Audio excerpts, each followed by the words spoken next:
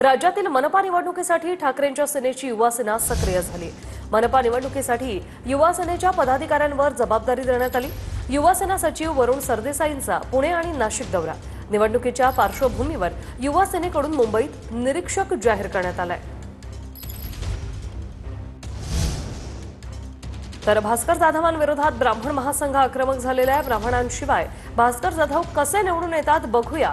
भास्कर जाधवांना ब्राह्मण महासंघाचं खुलं आव्हान। माझ्यावर टीका करण्यासाठी भाजपनं ब्राह्मण महासंघाला पुढे केलं, मात्र मी कोणाला घाबरणार नाही, माफी मागणार नाही असं भास्कर जाधवांनी म्हटलं होतं।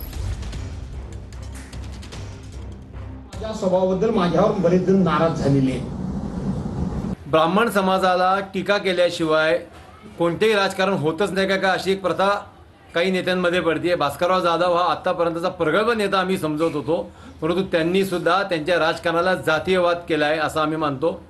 येणाऱ्या निवडणुकीमध्ये ब्राह्मण समाज जर जागा झाला आणि जर त्यांनी विरोध करायचा प्रयत्न केला तर निवडणुकीचा निकाल गुहागरमध्ये निश्चित बदलू शकतो, याची आपण जाणीव ठेवावी।